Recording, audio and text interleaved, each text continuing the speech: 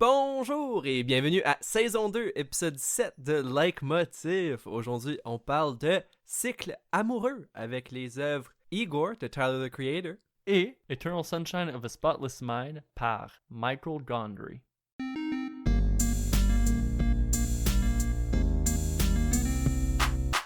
Donc, rebonjour à Leitmotiv. Moi, je m'appelle Philippe, je suis un de vos animateurs et je suis avec Zachary. Comment ça va, Zachary? Ça va bien, Philippe. Moi, je suis l'autre animateur. Et notre troisième animateur est...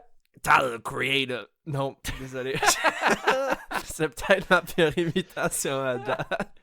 Ah, yes. Les imitations, check. On s'approche de la Saint-Valentin. Si vous l'écoutez proche de la Saint-Valentin. Si vous l'écoutez dans le mois d'août, c'est pas proche de la Saint-Valentin. Mais c'est certain qu'à Saint-Valentin, quand je suis avec mon amoureux, je dis « Ah, on devrait parler de le cycle amoureux. » C'est toujours la meilleure façon de célébrer la Saint-Valentin, c'est parler du fait que c'est un cycle. C'est pas dire « je t'aime », c'est dire qu'on va casser et peut-être retourner ensemble ou je vais aller avec quelqu'un d'autre. Et c'est un cycle amoureux. Mais c'est de se rappeler qu'on va aussi casser avec cette prochaine personne parce que Oui. la fin est inévitable. Wouhou! Donc, On meurt seul. Pour parler du premier album avec lequel on meurt seul, c'est Igor de Tyler, the Creator, un album de 2019. C'est son 6e album, un album hip-hop, neo-soul. Je l'ai pas écrit dans mes notes, mais je sais qu'il a gagné des Grammys pour, je me rappelle pas nécessairement, c'était... Best Rap Album. Ouais, puis je me rappelle, me semble, il a fait des commentaires du fait que lui, il considérait pas ça... Ouais, mais en tout cas, c'est pas ça le sujet du podcast. Allez écouter du Fantano si vous voulez en savoir plus. Il y a 12 chansons sur l'album. C'est un album qui termine après 39 minutes d'écoute. Donc, qui arrive à sa fin, comme toute relation. Ouais. Qui dure 39 minutes. Des bonnes relations qui durent le dîner et la récréation. Ah, ça c'est cute comme référence. J'utilise rarement des récréations comme méthode d'évaluer le temps, mais c'est peut-être la même chose. Tu sais, quand on est jeune, comme en maternelle, c'est comme, on sort, pas en maternelle, mais plus tard, comme 12e année. Non. Je sais pas. Mes amis, eux autres, qui avaient des blondes puis des chums. Deuxième œuvre, on parle de Eternal Sunshine of the Spotless Mind, un film de 2004 réalisé par Michael Gondry. Scénario par notre bon ami avec les beaux cheveux, Eraserhead en personne, Charlie Kaufman. Distribution, on a Jim Carrey dans le rôle de Joel. On a Kate Winslet dans le rôle de Clementine. On a Elijah Wood dans le rôle de Patrick. Mark Ruffalo dans le rôle de Stan. Et Kirsten Dunst dans le rôle de Mary. C'est un all-star cast qui fait très début 2000, je dirais. Mais moitié 2000. En tout cas, un film qui a gagné Best Original Screenplay au Oscar cette année-là. Charlie Kaufman. Yeah. Ouais. Big ups on him. Donc, si vous voulez avoir un petit résumé du film, spoiler alert, of course. Donc, Joel et Clementine sont un couple, mais ils cassent. Clementine va à travers un processus qui efface ses souvenirs de Joel, donc Joel fait la même affaire. Le film, très Kaufman-esque, Charlie Kaufman-esque, pas Andy Kaufman-esque. Le film est un peu mélangé, donc on va à travers des souvenirs à Joel à propos de leur relation, pendant qu'elle se fait effacer et ça va à l'envers. Et le film est partout. On se croirait comme un film de Tarantino. Mais c'est un film de Charlie Kaufman. Ben, un film de Michael Gondry. On a compris, là. Phil, l'album, ça parle de quoi? C'est-tu un concept album par hasard? Oui, c'est très fortement un concept album. Puis justement, on suit aussi un personnage qui s'appelle Igor. Puis on voit que Igor est en amour avec quelqu'un, avec un significant other, qui est aussi en train de voir quelqu'un d'autre. Donc, Igor qui est en amour. On explore aussi la sexualité. Donc, Igor est en amour avec un homme qui serait aussi en amour avec une autre femme ou il est en train de voir quelqu'un d'autre. Fait que là, il y a des thèmes de heartbreak, puis aussi d'amour, de désir, de vouloir rester avec. Puis là, ben, par la fin de l'amour, Igor, qui voudrait peut-être rester ami, puis voudrait reconnecter. Fait que, tu sais, il y a beaucoup de back and forth entre je déteste cette personne, je veux plus te revoir, puis j'adore cette personne, c'est la meilleure personne de ma vie. Parce que c'est compliqué des relations. Ouais, ils ont fait un album sur notre relation. Pas comme ça, mais genre, je t'haïs, t'es une bonne personne. Ok, t'es-tu en train de dire qu'il y a un triangle amoureux dans l'album? Ben, c'est drôle parce que dans le film aussi, il y a 2 triangles amoureux. On a Joel et Clementine qui est un couple.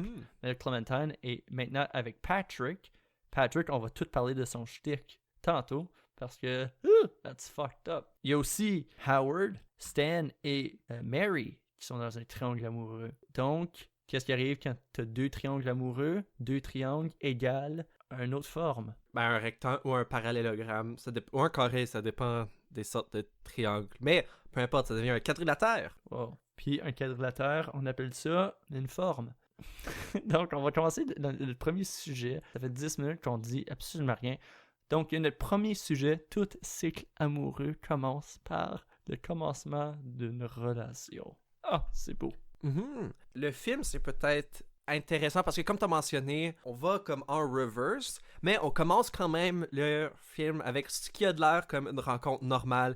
First meeting, c'est 2 personnes qui se connaissent aucunement, which we learn eventually isn't really true, mais on va arriver après. Mais oui, donc on les rencontre. Joel a soudainement juste le urge d'aller à Montauk, so il va à Montauk. Puis là, il rencontre Clementine dans le train, il commence à se poser des questions. Puis la conversation, il y a une tension, il y a comme un... Je sais même pas si awkwardness c'est la bonne façon de le décrire, mais t'as presque l'impression... Je sais pas si c'est ça, mais t'as presque l'impression qu'ils se connaissent déjà, which we learn is technically true, parce que il y a la procédure où ils se font enlever la mémoire. En tout cas, ils se rencontrent et on voit que, parce qu'ils se trouvent intéressants, commence à se voir. Donc, je pense que Joel la reconduit chez elle, and then from there on, commence à... Ah oui, le coup de foudre total. Ils sont vraiment amoureux. Mais là, on apprend, c'est ça, à travers le film, ce n'est pas la première fois qu'ils se rencontrent. Mais la première fois qu'ils se rencontrent, vraiment, c'était Joel qui habite avec sa blonde Naomi, et il la rencontre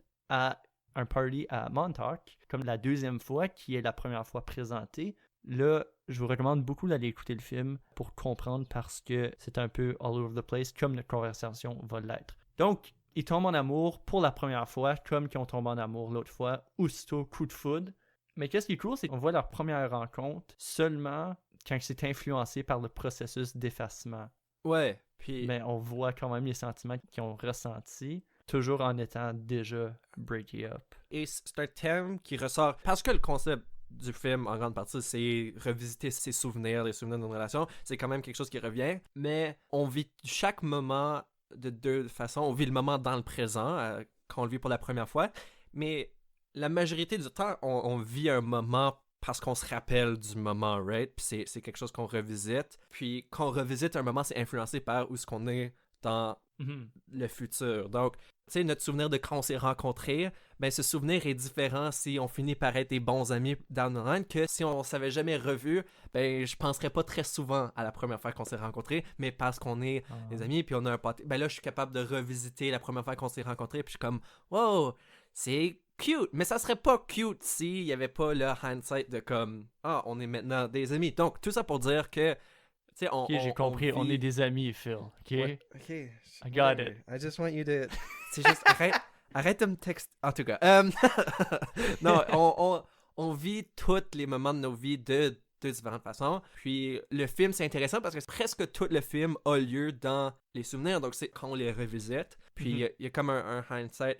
Je pense que c'est aussi intéressant parce que je pense que souvent quand on parle de quand on tombe en amour, il y a souvent un peu une discussion de comme it felt like I knew them already, you know, comme souvent quand une relation est naturelle, tu sais, t'as cette impression que c'est pas la première fois que vous vous rencontrez. Puis je pense que en partie c'est parce que tu sais, t'es confortable avec chaque personne, mais de 2 c'est parce que souvent on regarde à ces premiers moments-là with the hindsight, right, et on est capable de dire qu'éventuellement it worked out or it didn't, mais souvent, c'est que ça mène à une relation, puis you build on it. Un moment qui est quand même important, comme tu as dit, on se rencontre, c'est comme si on se connaissait déjà.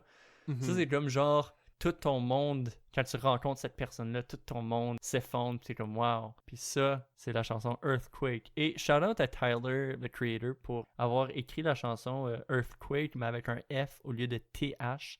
Je pense qu'il savait qu'il était pour avoir un podcast francophone avec un animateur qui est pas capable de parler en anglais, qui est pas capable de dire Earth comme du monde.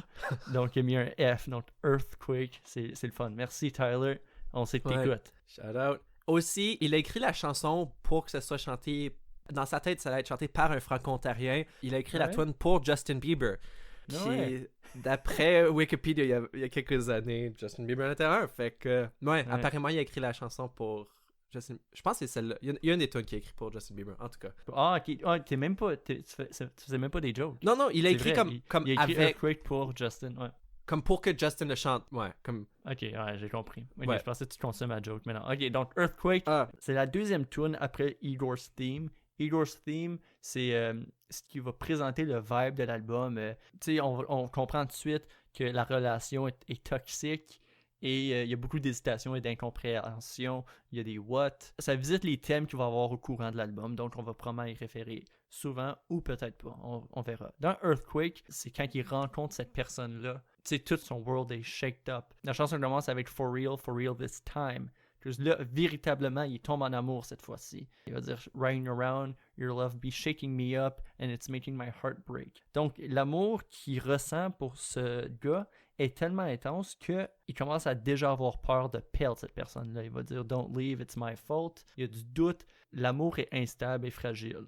On voit déjà la dépendance quand il dit I just need some confirmation on how you feeling for real. Déjà là, la relation, on la présente comme quelque chose de très fort, mais juste pour Igor, et on pense pas que l'autre personne ressent les mêmes émotions parce qu'il y a une grande dépendance, ce qui fait que la relation, on sait comment ça va finir. Puis, je pense que c'est intéressant parce que, tu sais, Earthquake, c'est surtout positionné comme c'est le début de la relation, mais le fait que les gens qui a déjà des problèmes, comme Don't Leave It's My Fault, dans ma tête, ça le place, je sais pas, comme en termes de chronologie, souvent on entend plus, tu sais, il y a beaucoup de temps donné à le début de la relation, puis on entend souvent comme, tu sais, tu vas entendre beaucoup plus de how it was going well avant que tu arrives aux histoires de comme problems are there. Mais de un, je pense que c'est comme juste avec cette relation-là, on va le voir tout au long de l'album, il y a plusieurs problèmes. Mais je pense quand même, là, il y a une idée de ce warp-là, où ce que le début de la relation contient beaucoup de ce qui va venir plus tard dans la relation. Parce que Tyler n'a pas écrit la tune au début de la relation, il a écrit la tune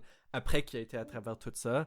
Puis, une fois qu'il a été à travers tout ça, on va en explorer en peu de détails, mais une fois qu'il a vécu tout ce heartbreak, là, il a écrit la tune, puis il a commencé du début. Fait que, encore une fois, un peu cette idée de avec le recul. Mais parce que même quand tu commences une relation, tu vas tout de suite penser à... Tu veux impressionner la personne pour que la personne t'aime et tu veux pas que la personne te laisse. Donc déjà, dans le début de la relation, tu es déjà en train de penser à la possibilité que ça finit. Puis, et je pense, ça c'est quelque chose de... I think I might be getting ahead of myself, mais je pense que c'est quand même quelque chose de difficile avec n'importe quelle relation, c'est que réalistiquement, on sait que ça peut soit durer longtemps ou ça peut pas durer longtemps. Il y a tellement de questions, fait qu'on essaie de rester dans le moment présent. Puis je pense que, tu sais, la majorité du temps, on le reste majoritairement, mais il y a toujours des questions qui sont valables, right, de, tu sais, est-ce que ça c'est la personne avec qui je vais passer le reste de ma vie ou est-ce que ça c'est une personne avec qui je vais passer beaucoup de temps, puis là, shit's gonna end ugly, puis souvent on se pose pas ces questions-là entre personnes parce qu'on essaie d'apprécier, d'apprendre à se connaître, mais c'est raisonnable pour les deux personnes de se poser ces questions-là. Puis je pense que c'est des œuvres qui exposent un peu cette réalité, qu'on est juste du monde qui essaie de trouver de l'amour, fait que we gotta be honest with what we're looking for. Puis ça, je vais y revenir un peu plus tard avec Clementine. Oh, j'ai hâte. Ouais. Ça, c'est le personnage de Patrick. Lui, il veut même pas prendre le temps de douter de comme genre, peut-être qu'elle va me laisser, parce que le shtick avec Patrick, c'est qu'il est tombé en amour avec Clementine pendant qu'elle était une patiente. C'est fucké, elle dormait, puis lui, en analysant le dossier, il est tombé en amour avec elle. Il a volé ses bobettes, puis il a volé aussi tous les souvenirs et toutes les affaires que Joel a apportées pour oublier Clementine. Mm-hmm. Donc lui, pour assurer que la relation fonctionne, il reprend tous les moments qu'elle a vécu avec Joel, puis il les recrée à cause qu'il sait que ça a marché avec la dernière relation dont elle s'en souvient pas. Donc lui, il va recréer tous les bons moments, puis il va essayer d'éviter les mauvais moments. Mm-hmm. Ça freak out Clementine parce que elle se rappelle plus de Joel, mais il y a une partie de son cerveau, ça, je sais pas comment ça fonctionne, ça reste un film, que il y a une partie qu'elle s'en souvient un peu, mais elle n'est pas capable de pointer le doigt, c'est quoi qu'elle se souvient. Ouais. Puis, je pense que il y a beaucoup d'abstractions, je pense qu'on peut faire avec le film, puis voir, tu sais, que certains personnages, c'est des représentations de certaines sortes de relations qu'on a. Mais je pense avec Patrick, tu sais, c'est un peu l'idée de... Le player, dans le sens qu'il joue un jeu où tu apprends des règles, tu apprends des moves. Tu sais, si tu utilises toujours le même pick-up line pour tout le monde, à quel point est-ce que c'est... Comme je sais, c'est pas exactement ce que Patrick Patrick fait, mais veut pas, ce qu'il fait, c'est que, tu sais, il est en train d'apprendre des autres, puis c'est pas sa relation, c'est pas Patrick qui est en train de tomber en amour avec Clementine, et c'est pas Clementine qui tombe en amour avec Patrick. Tu sais, c'est l'équivalent de lire un livre à propos de comme, oh, all the steps to take to make sure a girl falls in love with you. Et même si ça fonctionne, même si tu lisais un livre, puis là, tu commençais une famille, puis tu lisais un livre qui disait comment être un bon père, mais c'est à chaque bout, c'est toujours des phrases de d'autres personnes, puis tu es toujours en train d'emprunter. Je pense que ça devient un amour qui est très superficiel. C'est pas nécessairement un vrai amour. Même si Patrick care à propos de Clementine, c'est pas lui qui est en train de faire de quoi. Donc je pense... ouais. Il n'y a rien d'honnête dans ses actions. Puis le jour qu'il va plus avoir rien, qu'il a volé de Joel, Clementine va être comme, wow, ça c'est pas la personne que j'ai tombé en amour avec. Ça c'est comme si un artiste faisait juste rip off des chansons de d'autres artistes moins connus, ou un humoriste, ou n'importe quoi. Puis le jour où est-ce qu'il est stock à... Je vais faire une parenthèse. Ça, c'est comme le film Yesterday. Le chef-d'œuvre Yesterday. Ah, qu'on l'adore, ce film-là. Le gars où est-ce qu'il rip off... Pas il rip off, mais il prend les chansons des Beatles. On va dire que ce film-là aurait été bon. Puis... c'est un big if, bro. Imagine. Ça serait fou, hein, imaginez ça. Donc, le jour qu'il n'y a plus de chansons des Beatles, puis le monde lui demande de continuer à écrire des chansons, mais là, il va écrire des chansons qui n'est pas à lui. So, ils vont réaliser que, holy shit, la personne est pas très bon. C'est pas la personne qu'on a tombé en amour comme artiste. C'est pas Patrick qu'on a tombé en amour. C'est Patrick qui porte un masque de Joel. Pour amener cette idée-là avec aussi, tu sais, si on abstracte ça un peu, je pense que dans le film, tu sais, Patrick et Joel, c'est deux différents personnages. Mais... je pense que cette tendance-là de Patrick de voler, c'est pas nécessairement seulement des autres. Je pense que on peut se cannibaliser dans le sens que, tu sais, si on sait que quelque chose fonctionne, si on sait qu'une technique fonctionne avec une personne, puis tu sais, disons que dans une relation, mais pour ta première date, tu vas au loft pour jouer à des board games, puis tu trouves que ça fonctionne, et là, tu les apportes sur le canal, t'as tout un speech que tu dis, et peut-être que ça fonctionne, et c'est cute, et c'est authentique, mais là, si tu réutilises la même chose dans une deuxième relation au début de la relation, puis là, tu réutilises la même chose dans une troisième relation au début, puis ça fonctionne peut-être, mais je pense qu'il y a quelque chose là qui, tu sais, on se cannibalise, puis on devient presque des caricatures de nous-mêmes. Les personnes sont plus complexes que ça, mais je pense que, tu sais, il y a du monde que... c'est ça qu'ils font, ils développent un playstyle, puis là, au lieu de vivre chaque relation, je pense que c'est un peu... Patrick, ça démontre un peu que si tu prends pas des risques au début de la relation, peut-être que tu peux garder la relation clean, puis il va pas faire les mêmes erreurs que Joel, mais veut pas... I don't think he's better off because of it. Puis je pense que si tu fais tout le temps la même date, comme tu vas au loft, tu vas au canal rideau après, et tout ça, tu réalises que tu es juste un étudiant à l'Université d'Ottawa qui étudie en communication. Pas personne en spécifique. Ouais, j'essayais, je voulais pas trop questionner, savoir si c'est comme une mauvaise expérience. Okay. Non, je pensais à comme genre, c'est comme la date typique où est-ce que tout le monde, ça devient des clichés, où est-ce que... on veut pas aller dans les clichés, mais on veut pas des clichés comme à la Saint-Valentin, quand t'amènes des chocolats, des fleurs, ça peut être cute, ça peut être une bonne affaire. Qui veut de l'attention, on n'a pas parlé, ça fait longtemps, notre ami Igor, dans la chanson I Think, il y a tout un questionnement de je sais pas si je t'aime, je sais pas si je t'haïs, je sais pas qu'est-ce que tu veux. Il y a le thème qui revient souvent dans l'album, puis il y a même une chanson pour ça, il va dire « I'm your puppet, you are Jim Henson ». Jim Henson, le créateur des Muppets, de Sesame Street et tout, marionnette qu'on connaît maintenant. Donc l'idée de puppet, une marionnette comme telle n'est rien, sans son ventriloque. Une fois que le ventriloque arrive, pas besoin d'être un ventriloque, mais le puppeteer joue avec la marionnette prend vie. Donc Igor, là-dedans, est en train de dire qu'il n'existe pas nécessairement, il n'est pas capable d'être animé sans l'autre personne. Il va dire « waste of bread, I need your attention ». Donc, besoin de lui, sinon il vaut rien. Need, comme need bread, quand tu mixes les ingrédients. Donc, référence à faire du pain. Rewind, quand je parlais de questionnement, il dit « I think I'm in love now. This time I think it's for real. How can I tell you? » Donc là, il ne sait pas comment dire à la personne qui est en amour, mais il y a tout le temps ce questionnement. Il sait que la relation ne peut pas être bien parce que il va dire « Man, I wish you would call me by your name because I'm sorry », référence au film, bien sûr. Mais juste par ces paroles-là, on voit que lui est plus investi dans la relation que l'autre personne. Mhm. Puis je pense qu'il y a aussi deux dimensions, je pense, à la question How can I tell you? Il y a évidemment juste le côté comme comment est-ce que je fais ça? What's the best way of letting you know that I love you? Mais je pense aussi que il y a un côté, c'est pas ça comme How could I possibly do that? Dans le sens que je pense que le monde hésite à partager leurs sentiments pour le monde. Puis d'habitude, c'est quelque chose de protéger. Right? Parce qu'en théorie, l'amour, c'est une belle chose. Ça nous rend heureux. Mais, veux pas, je pense que la majorité du monde vit des situations avec l'amour qui sont, things end badly. Puis c'est là où c'est l'idée de cycle amoureux. Puis à chaque fois qu'on va à travers ce cycle, on revisite souvent les mêmes, we revisit the same beats. We fall in love again, it's the beginning, and then we have to figure out how to tell them. Puis je pense qu'à chaque fois, le fait qu'on voit à travers l'album que c'est un cycle, peut-être que c'est une nouvelle relation, mais il a vécu du heartbreak dans les dernières. Fait que là, l'idée de s'ouvrir, c'est presque comme si ça fait plusieurs fois que Tyler passe à travers exactement les mêmes sentiments dans la tune I Think, right? Puis à chaque fois, il se demande How can I tell you? Puis il est comme OK, this time I'll tell them I love them because this time it'll work out and they're the ones and last time it was wrong. And then they tell them and then things go to shit and then tu trouves une autre personne, tu tombes en amour encore. Puis je pense, parfois ça fonctionne, parfois c'est nice, mais parfois ça fonctionne pas. Puis je pense qu'à chaque fois que ça fonctionne pas, it makes it harder to open up parce que well, last time I did it, things went to shit, right? Il y a une hésitation parce que c'est un cycle qui termine éventuellement, puis là, qui recommence. C'est là où est-ce que la phrase « Exactly what you run from, you end up chasing ». Mm-hmm.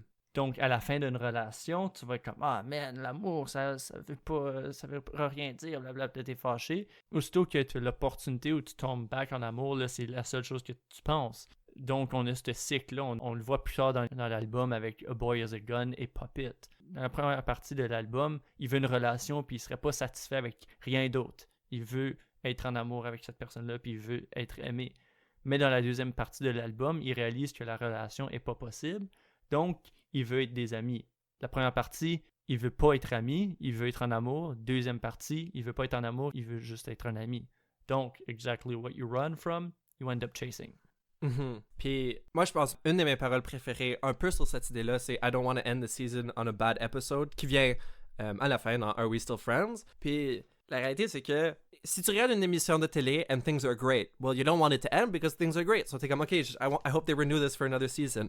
Puis là t'arrives à comme saison 12 de ton émission, puis t'es comme OK, they're reusing the same plot, this is boring. Puis là tu veux que ça termine. So c'est quoi la solution? Either we wait for relationships to go to shit and it ends there, or we end them when they're going right, but that doesn't seem to make much sense. Puis, tu sais, il y a sûrement un équilibre possible, mais l'idéal, c'est qu'il y a une relation parfaite possible, où on peut équilibrer avec l'autre personne, and we're able to love each other for the whole time. Je pense que je crois dans ça, mais, veux pas, il y a toujours une faille quelque part, puis Jared dit « Exactly what you run from, you end up chasing », il dit aussi « There's always an obstacle », so il y a toujours quelque chose. Are we going to be able to get over it in this relationship? Who knows? Je pense que c'est un peu ça la conclusion aussi de Eternal Sunshine of the Spotless Mind. Ben, tu viens de dire obstacle. Obstacle, quand on est en amour, tu sais, on va se demander, c'est qui la ex ou c'est qui le ex de la personne, c'est quoi son passé. Tu veux savoir des affaires comme, pas des défauts, mais tu veux savoir des affaires comme genre l'expérience de relation que la personne a déjà eue parce que tu veux savoir qui est-ce que tu as besoin d'aller battre si tu te croises dans la rue, comme du stuff comme ça. Puis dans l'album, comme Phil a dit plus tôt, on apprend que l'obstacle, c'est une fille. Donc la ex au gars ou une personne qui a encore des sentiments pour. Dans la chanson New Magic Wand, c'est une très bonne chanson, très fuckée. On apprend qu'il est très jaloux. Tu sais, My eyes are green, I eat my veggies. Il voit du vert. Vert, c'est pour la jalousie. Et il réalise que la seule façon que la relation peut fonctionner, c'est s'il se débarrasse de la personne, de la fille comme telle. Donc, New Magic Wand. Magic Wand, c'est, on pourrait dire, un fusil, parce qu'il y a certaines paroles qui disent She's gonna be dead, I just got a magic wand. Ouais. Et puis là, ça suit avec We can finally be together. C'est comme si, la relation fonctionne pas en ce moment parce qu'il y a quelqu'un d'autre. C'est la seule raison. Il n'y a pas d'autre raison, c'est la seule raison. Puis ce Magic Wand-là, ce fusil-là, dans le film, on le voit à travers le processus de se faire effacer la mémoire. Dans la prochaine chanson, A Boy Has a Gun, son chum, le gars, représente à la fois quelque chose qui peut le protéger, mais à la fois quelque chose qui peut le shooter down, qui va complètement tout détruire. Comme Clementine qui a été à travers du processus. le fait qu'elle wipe out Joel de sa mémoire, c'est comme si elle shootait down Joel au complet. Il n'y a pas de manière que Joel sorte de cette situation-là, sauf si lui, il shoot down Clementine aussi. Donc là, on commence tout au même niveau. Mhm. Ça a du sens. Ouais. Perplexé. Ouais, ben c'est juste, j'ai pas une théorie pour l'album, mais je pense que ça rentre un peu, pas nécessairement, mais c'est que tu m'as fait penser à ça, c'est que Tyler lui-même, on sait que avec plusieurs paroles, il parle de sa sexualité, puis de ce que je comprends de l'album, il découvre qu'il y a plus une attirance vers les gars qu'envers les filles, mais qu'il y aurait eu, en théorie, avant ça, une attirance vers les filles, puis je me demande si, tu sais, dans cette idée-là de cycle, puis il y a toujours un obstacle, si... Il chante la perspective de Igor, mais je me demande si Tyler a peut-être aussi déjà été dans les souliers de l'autre gars, right? Où il a été en relation avec une fille, puis là, après ça, il tombe en amour avec un gars, comme je sais pas si ça fait... Ah, comme la personne qui a besoin de shooter down ses propres sentiments. Ouais, genre... Envers des filles. Je pense pas que c'est nécessairement ça le but de l'album, mais je pense qu'il y a aussi, tu sais, comme... Tyler peut être vu comme Igor, mais je pense que Tyler a aussi déjà... Surtout avec la tune A Boy Is a Gun. C'est plutôt cette tune-là où je pense que ça peut quand même être lu de la perspective de Igor, mais je pense que ça pourrait être lu de la perspective de l'autre dude qui a des sentiments pour Igor, qui a des sentiments pour... Tu sais, qui est attiré envers cet homme-là. Puis on connaît pas beaucoup à propos de la relation entre l'homme et la femme, mais... Si on sait que Igor a déjà été en amour avec des femmes, mais là, dans ma tête, parce que c'est un cycle, right? And what we run from, we end up chasing. Peut-être que l'homme qui est en amour avec la femme, ben éventuellement breaks up with that lady to be in the same situation as Igor, right? Puis c'est un peu juste my headcanon, right? Qu'est-ce que je trouve quand même intéressant avec la question de qu'est-ce que Igor amène comme conversation à propos de Tyler, the Creator, c'est dans les entrevues, quelqu'un lui a déjà posé à propos de sa sexualité, puis lui il dit « Ah, who cares? » Comme ça dérange tellement pas. Puis je regardais plein de vidéos, plein d'articles, puis tout ça, de comme le monde qui parle de Igor, puis sont comme, qu'est-ce qu'il essaie de dire? Comme, moi, d'après moi, c'est clair qu'il est en train de chanter à propos d'un gars qui est en amour avec. Ouais. C'est comme si le monde refusait de voir ça, puis c'était une métaphore pour quelque chose d'autre. Mais à la base, il dit, who cares? Qui est-ce que j'aime? Je pense que c'est quand même important de savoir que t'aimes les femmes, que t'aimes les hommes, on s'en mais pas on s'en calisse, mais comme genre on devrait s'en calisser. Donc c'est drôle comment que le monde, même avec un album où c'est comme hey, je suis en amour avec un homme, le monde c'est comme but what does it mean? Je trouve ça juste drôle.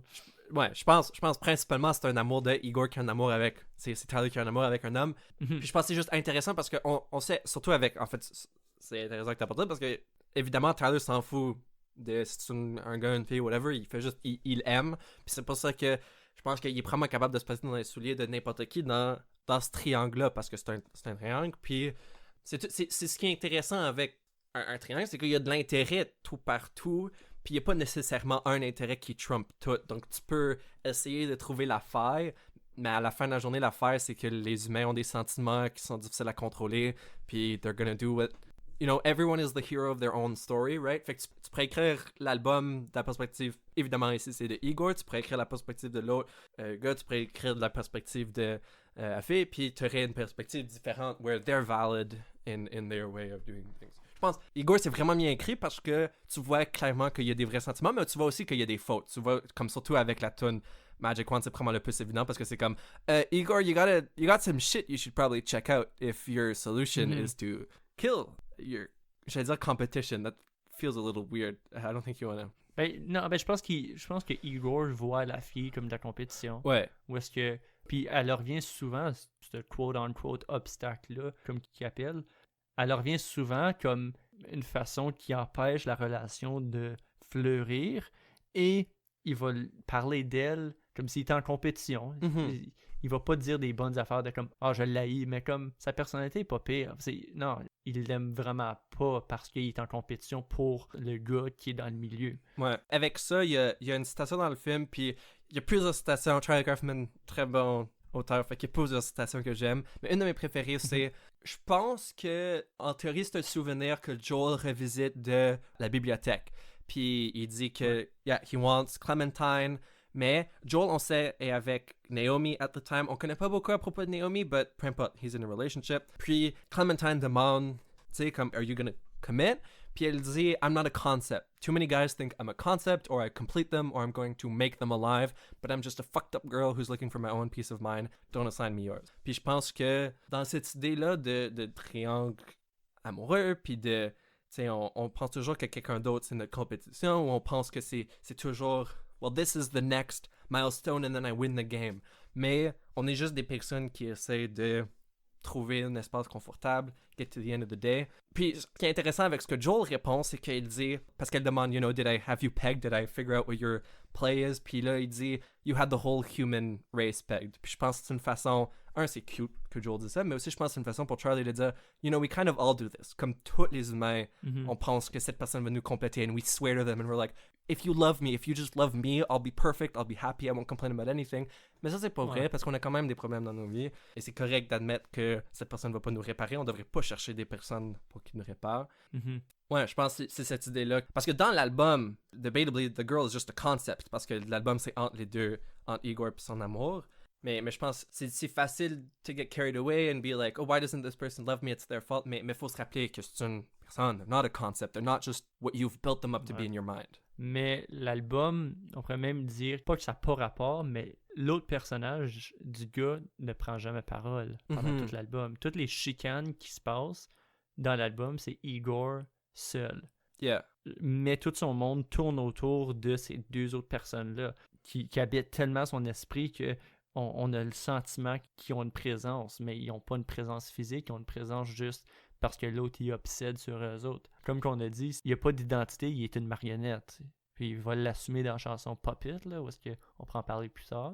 C'est intéressant que tu dises ça parce qu'il n'y a pas beaucoup d'évidence qu'il y a même... Il n'y a peut-être pas de relation. Igor, c'est peut-être... Il est peut-être en amour avec un gars qui est dans son cours de chimie. Puis... Ouais, moi aussi j'ai pensé. Puis en fait, le nom Igor... Tu sais, c'est un nom que souvent est utilisé dans comme plusieurs œuvres, ça fait longtemps. Un major blockbuster?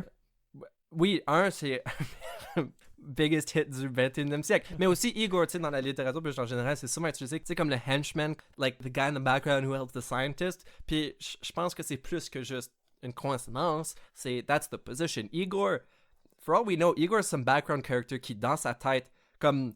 Peut-être que dans le film de la vie, comme Igor rencontre le dude avec qui il est en amour comme une fois, because he has to like freaking do his, I don't know, il est peut-être le dentiste du dude, mais il est convaincu qu'ils ont une relation amoureuse, puis c'est juste comme, oh, I just have to figure out. And that makes it even more, comme surtout la chanson Magic Wand, c'est tellement plus intense si tu penses comme, the other dude doesn't even know Igor, comme, c'est possible. Ouais. Ça, c'est qu'est-ce qui arriverait si Joel avait pas fait le erasement. True. Puis il aurait juste obsédé sur Clementine, puis Clementine puis Patrick auraient été ensemble, heureux. Joel aurait été le Igor. Plusieurs fois pendant que j'écoutais l'album, les multiples fois, je pensais à ça, qu'il n'y a jamais eu de relation, il n'y a jamais de moment qui est comme « Hey, les fois qu'on se tient la main et qu'on marche ». S'il y en a, c'est comme genre ambigu, puis on sait pas si c'est vrai. Il n'y a pas d'expérience, c'est plus comme « Hey, des sentiments que j'ai pour toi ». Ouais, c'est comme si c'était un ami, ou quelqu'un, une connaissance, où est-ce qu'il est comme « Oh my God ». On pourrait être ça, mais on ne l'est pas. Je pense que c'est pour ça que, de un, l'album est très relatable, mais de deux, très disturbing, parce que Tyler nous donne la place. Comme, il nous dit qu'il y a un amour, mais il dit pas how it happens. C'est facile de projeter nos propres expériences, puis d'être comme, oh my god, Igor went to the loft and to the canal, and cute. Mais c'est aussi disturbing parce que on n'a pas nécessairement le contexte pour savoir...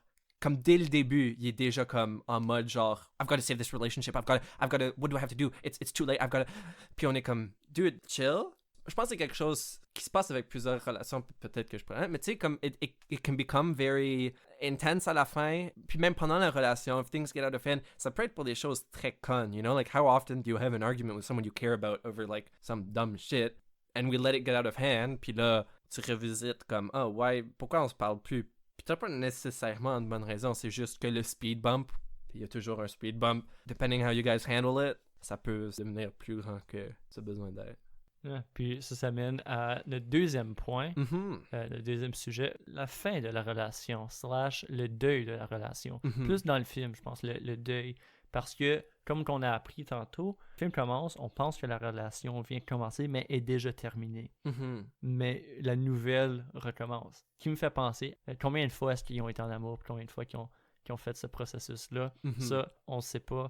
Mais puisque on apprend que Mary et Howard ils ont eu une relation, Et Mary, elle l'apprend elle-même aussi. Puis elle va écouter le tape qui dit que c'est Mary avant qu'elle se fasse eraser la mémoire. Je pense que à cause qu'elle expose Lacuna, la compagnie, à tout le monde, je pense que c'est la dernière fois où est-ce que Joel et Clementine peuvent recommencer. Parce qu'après, ce processus-là va plus exister, cette compagnie-là n'existera plus, donc ils ne pourront plus se eraser la mémoire. Mhm. Donc la fois qu'on voit les autres qui tombent en amour, je pense que c'est la dernière fois, mais ça n'explique pas le nombre de fois qu'on l'a vu avant un loop, sans rendre compte. Qui vient à ma grande question, Phil, quand Mary elle a envoyé les tapes, Mhm. est-ce que tu penses que, puis elle expose un peu le processus de Lacuna à tous les patients qui ont été à travers de ça, est-ce que tu penses que Mary a fait la bonne chose en envoyant les tapes? Ouais, c'est une bonne question. Je pense dans le contexte de l'histoire du film, probablement. Comme je pense du point de vue de Mary, c'est la bonne chose à faire parce que elle sait how much hurt it brought her, puis tu sais, in hindsight, elle aurait pas dû faire ça. Je sais pas, c'est difficile parce que je vais visiter la citation que Mary partage, right? Il y en a deux. Ouais. Il y en a une de Nietzsche qui dit Blessed are the forgetful, for they get the better, even of their blunders. So, tu sais, si t'es capable d'oublier les mauvais moments dans ta vie, ben là, il te reste juste des bons moments, puis t'es capable de get on with your life without pain. Puis là, la deuxième, c'est de Pope Alexander. Alexander Pope, mais... Ha ha ha. No, how happy is the blameless vessel's lot, the world forgetting by the world forgot. Eternal sunshine of the spotless mind, each prayer accepted and each wish resigned. Puis c'est une idée intéressante, mais je pense que, personnellement, je suis peut-être en désaccord avec cette idée-là que être capable d'oublier tous nos problèmes, ça nous aide parce qu'on devrait être capable d'apprendre de nos relations. Puis je pense que c'est là où il y a un côté avec le cycle amoureux, où si t'es capable d'en apprendre, si t'es capable d'en sortir quelque chose puis d'apporter ça à ta prochaine relation, at least it wasn't for nothing, right? It wasn't for naught. Mais si on décide de juste oublier puis de recommencer, puis then we end up like an Igor, où c'est juste comme, come on, why isn't this working? I'm killing these girls. Why aren't the guys falling in love with me? Fait que, toi, c'est quoi ton take? Mais je pense que c'est... Quand j'ai vu le film, j'ai écrit dans mes notes « That's fucked up ». Parce que le monde va à travers de ce processus-là. Oui, c'est peut-être pas la meilleure façon de faire son deuil, de complètement oublier, mais le monde ont signé, ils ont fait le processus, puis ils ont donné leur consentement de le faire. Mm-hmm. Une fois que c'est oublié, ils sont comme... Ils peuvent pas penser, comme ils ont plus ce malheur-là, ils ont plus la tristesse. Mais là, Mary est comme « Ah ouais, en passant, t'avais un chien, tu l'as aimé, puis il est mort. » Là, c'est comme une tristesse que tu savais même pas qu'il existait, tombe dessus. Non seulement ça, mais aussi t'apprends que ton cerveau a été erasé. Puis là, t'es juste comme, what the fuck? Mm-hmm. Moi, je pense que ça trouble complètement les affaires. Parce que ils ont une nouvelle vie, genre. Premièrement, je trouve pas que c'est très éthique, le processus. Mais une fois que le monde a passé à travers, tu fais pas un reverse puis tu dis comme, ah ouais, en passant, t'as fait ça, puis ta vie suck. Ouais. Mais ça, c'est là que, dans le contexte du film, je pense, tu sais, comme je suis d'accord dans le contexte que si c'est quelque chose de conscient ou ce que le monde signe pour perdre leurs souvenirs, ben, ils ont signé, c'était leur décision. Mais la réalité, c'est que dans la vraie vie, quand on oublie des affaires, c'est pas parce qu'on va voir un docteur puis on le demande d'éliminer des affaires spécifiques, c'est que pour nous protéger nous-mêmes, on a des blind spots, right? En fait, le nom de la clinique, c'est Lacuna. Lacuna comme dans lacune, right? C'est pas une coïncidence, ça vient du fait que la clinique représente, je pense, le fait que tout le monde, il y a toujours du monde en train d'oublier des moments de leur vie où c'est que, you grow further away from it and pour te protéger,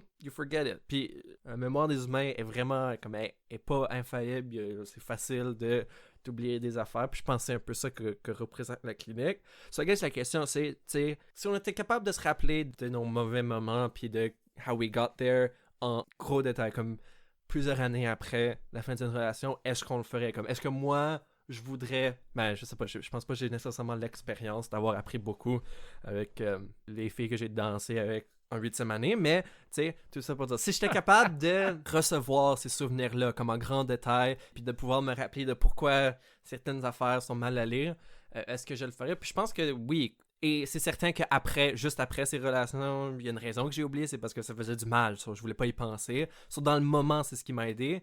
mais you give it some time, puis c'est ça la différence, il n'y a pas de consentement. Il n'y a pas un jour où j'ai signé un contrat, puis j'étais comme, ok, ben je veux oublier ces personnes-ci. C'est juste que nos cerveaux le font tout le temps. Puis c'est ça, tout le monde le fait tout le temps. C'est pour ça que le bureau de Dr. Mearsworth qui est toujours occupé, puis il y a une madame qui veut oublier son chien, puis il y a le dude qui veut...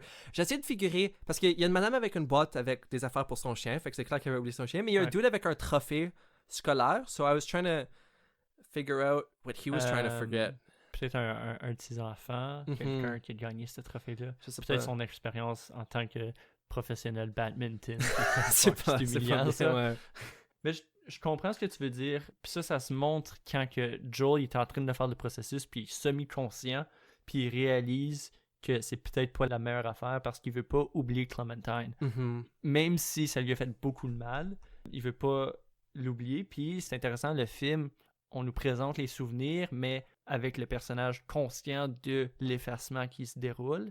Donc, il décide de essayer de la cacher dans d'autres souvenirs. Donc, on va dans un souvenir d'enfance, dans des souvenirs humiliants. Donc, je pense que c'est ça, c'est que Joel, pendant qu'il fait le processus, il réalise que même si ça va faire du... Pas nécessairement ça va faire du bien, parce qu'il est même pas conscient qu'il a eu mal après, mais c'est que son état d'âme va être clearé. Il va avoir le spotless mind comme tel.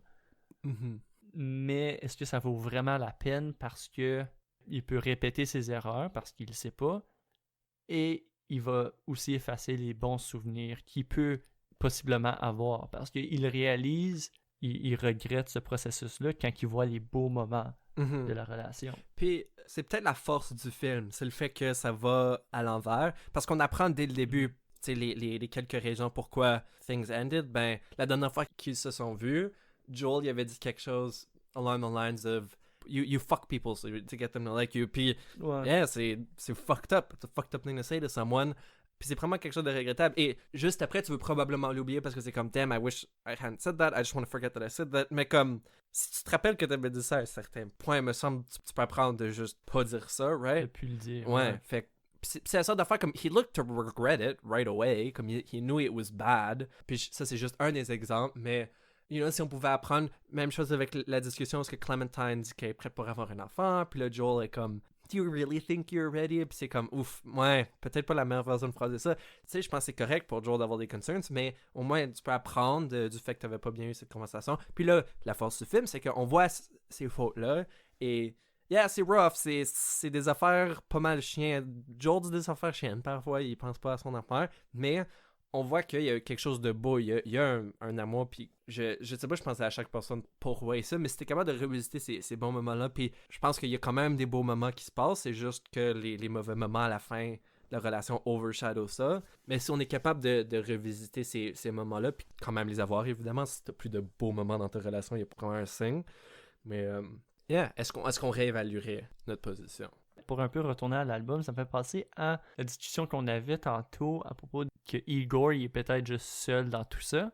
Quand que Igor réalise qu'il est Igor dans la chanson What's Good, il dit If the cops ask my name, bitch, I'm Igor. Tu sais, c'est là où est-ce qu'il s'assume, il sait sa position, puis il va se détacher de ça à travers des autres chansons. Mais il mentionne jamais les bons moments. Il est jamais comme la fois que on a pris ton truck, on a drivé pour aucune raison, puis on écoutait de la bonne musique. Il n'y a pas ces bons moments-là. C'est juste comme genre je me détache parce que c'est mieux de plus t'aimer. Dans la chanson Gone Gone / Thank You, par contre, il réalise qu'ils sont pas sur la même longueur d'onde. Dire Felt like summer to my December.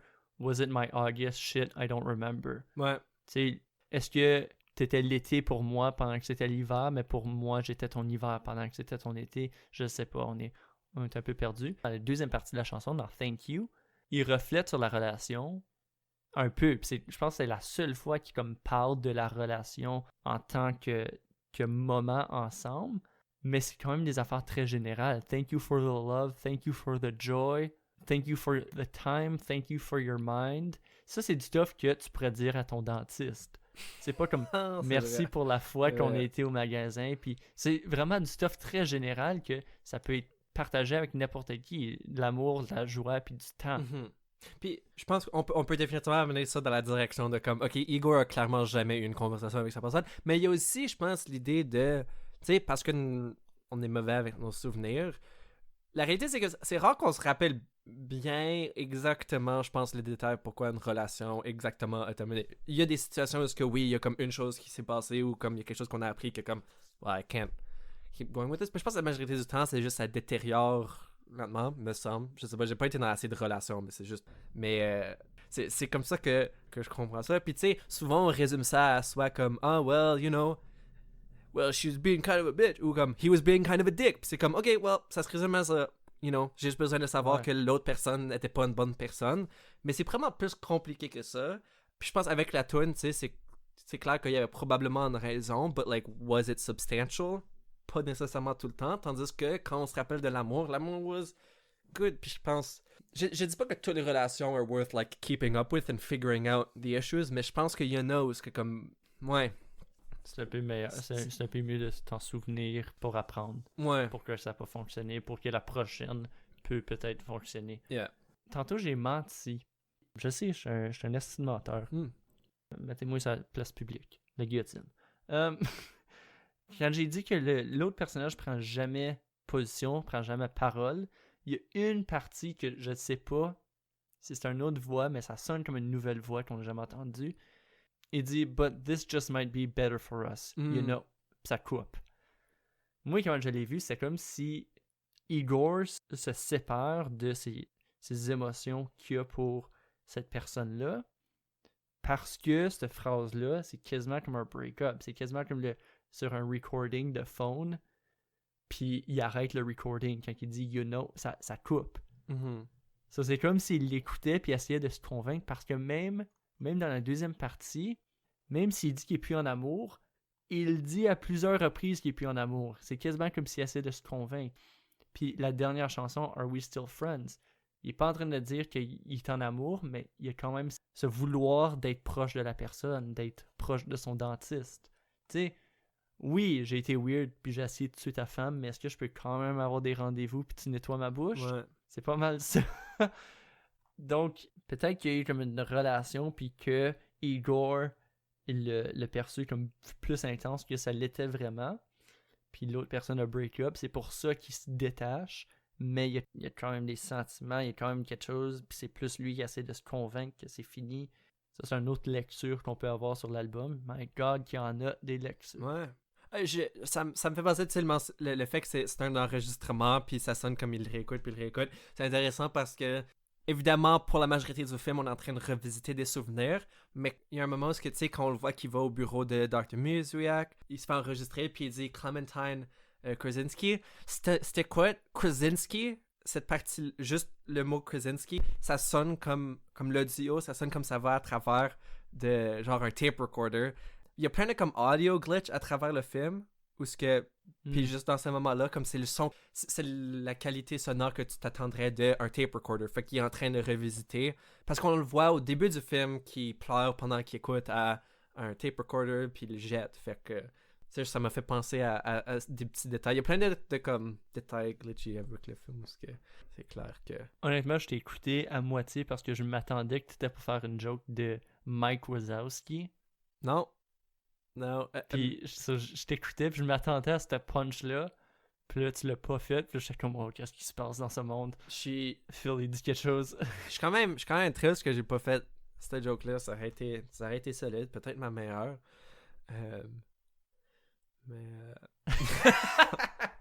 Peut-être ta meilleure. Non, peut-être.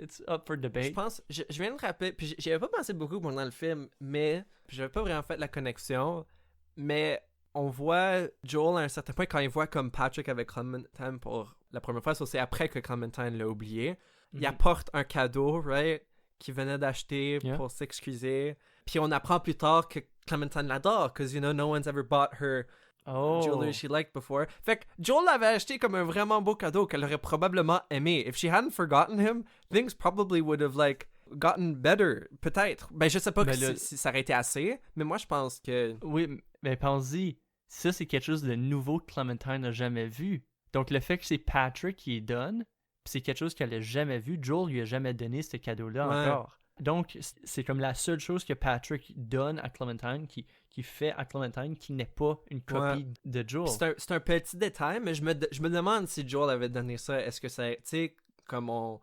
Ben, je sais pas à quel point que t'as une chicane, tu te dis la seule raison pour que le monde t'aime, c'est que tu te couches avec, puis là tu donnes un collier, puis la personne est comme bon, ben je m'excuse. C'est sûr. Mais Ouf, mais Phil. juste. Ouais. Mais this is true. Mais je me demande si une fois qu'ils écoutent le tape recording, est-ce que Clementine réalise que c'était Joel, puis là, wow, everything is better. En tout cas. Je pense qu'on a parlé tantôt de quotes. Je pense que la partie la plus mémorable pour moi, puis je l'avais même oublié la première fois, mais en le réécoutant, c'est comme ça frappe. Quand ils ont écouté le tape à la fin, puis ils apprennent pourquoi que la relation fonctionne pas in the long term. Puis Joel, qui vient de rencontrer Clementine, qui est follement amoureux d'elle, dit I don't see anything that I don't like. Puis elle a dit But you will. Puis Joel répond avec OK. Son OK, c'est genre cool.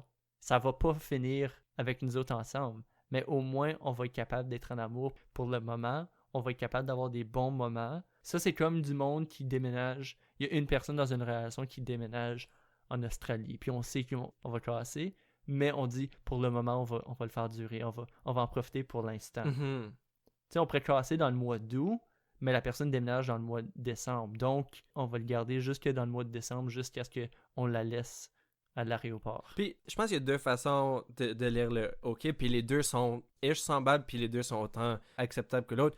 Ça, c'est probable. Les deux font du sens dans un contexte de comment approcher une relation. Première, c'est d'accepter qu'il y a une grande chance que ça va terminer à un certain point. Mais aussi, tu sais, quand elle dit « Well, I'm gonna get bored of you », puis c'est aussi de dire « OK, well, you know, those things might happen », mais si on apprend à dealer avec, puis si on est honnête avec les fautes qu'on voit dans l'autre personne, parce qu'il y a personne qui est parfait, puis je pense que si ce qu'on cherche dans une relation c'est la personne parfaite, ça va probablement pas marcher. Puis oui, il y a des personnes qui ont des fautes que it is incompatible, mais je pense que si on apprend à dealer avec les problèmes au lieu d'apprendre à quitter la personne à chaque fois qu'il y a un problème, à chaque fois qu'il y a un speed bump, là on va jamais avoir une relation qui dure. Je pense que si on est honnête avec les problèmes, puis il y a une tune de Beck qui revient souvent dans le film, puis les paroles principales c'est Everybody's Gotta Learn Sometime. Puis je pense que c'est cette idée-là de si éventuellement tu vas avoir appris assez, je pense, avec tes relations puis avec ton amour, qu'éventuellement tu vas arriver avec une relation où que tu vas voir que la personne a des fautes et au lieu de dire I'm out, tu dis OK, cool, so you're not perfect, but neither am I love you even with that. Puis je pense que ça c'est, dans ma tête, c'est la meilleure façon d'avoir une relation qui dure, c'est d'accepter que la personne n'est pas parfaite, mais qu'on a les beaux moments malgré ça. Ok, c'est intéressant parce que moi, je voyais la relation du film comme leur rupture était inévitable. Ouais. Mais c'est intéressant de penser que, alright, on va travailler autour de ça. Puis, ouais. On va travailler autour de l'information qu'on connaît déjà. Puis je pense, tu sais, on voit jamais une fin définitive à la relation.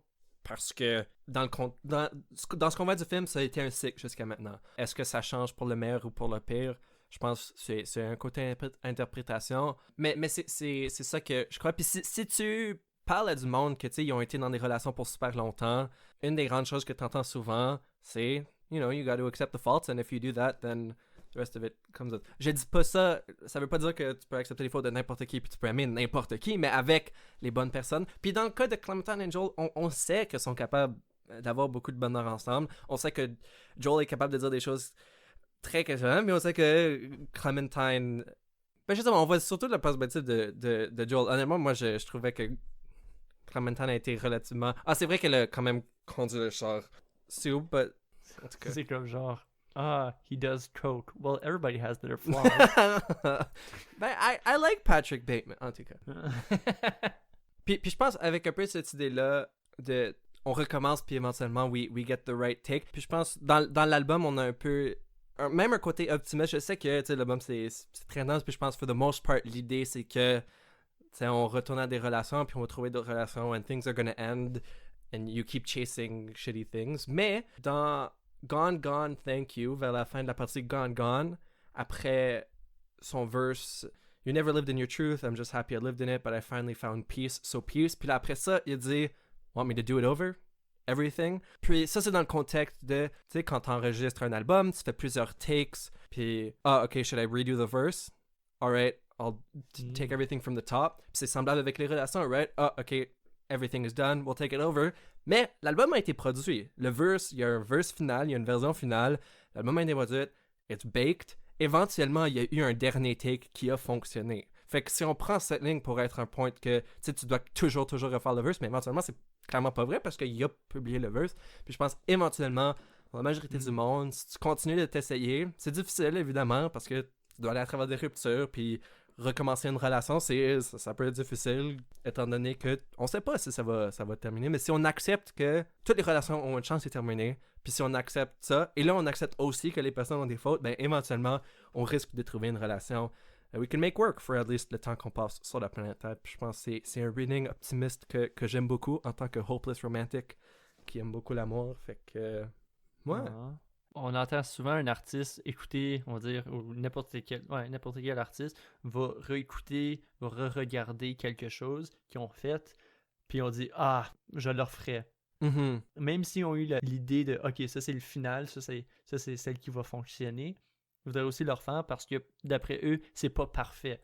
Donc, comme on disait tantôt, les défauts, c'est normal. Même si c'est pas parfait, c'est le plus proche de parfait que ça va être et c'est correct. Ouais. Ça étant dit, il y a quand même la chanson God Only Knows qui existe. Donc, quand on parle de perfection, il y a cette chanson-là.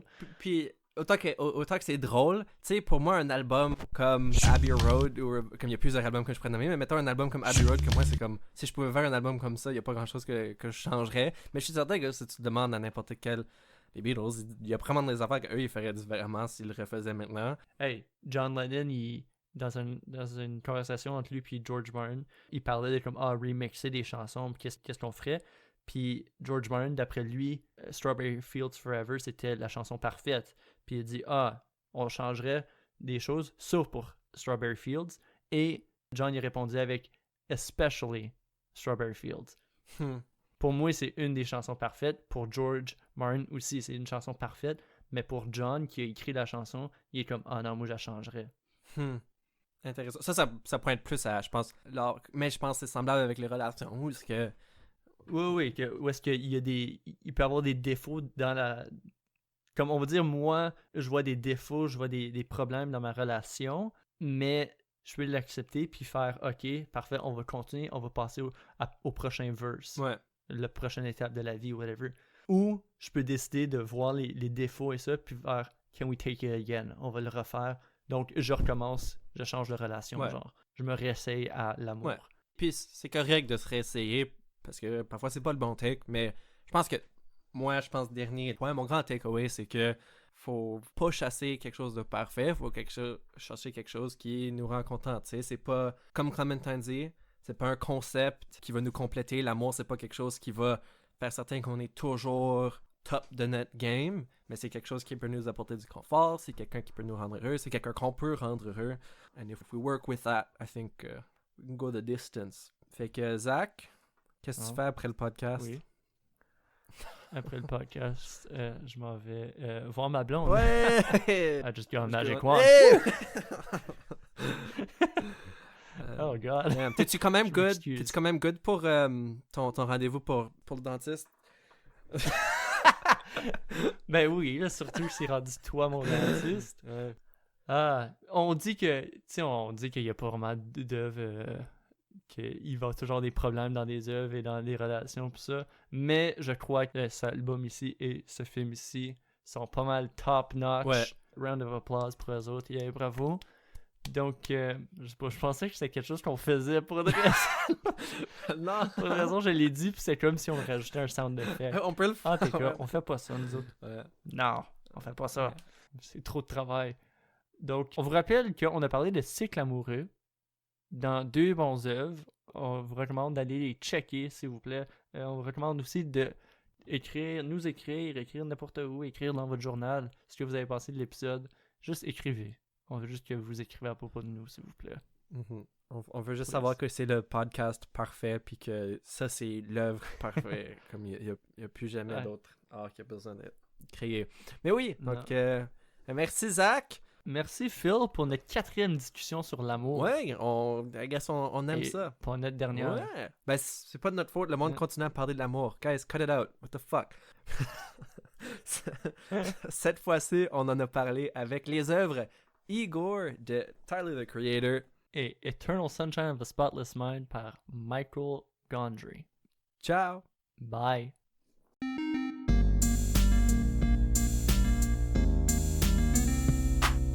Honnêtement, je t'ai écouté à moitié parce que je m'attendais que tu étais pour faire une joke de Mike Wazowski.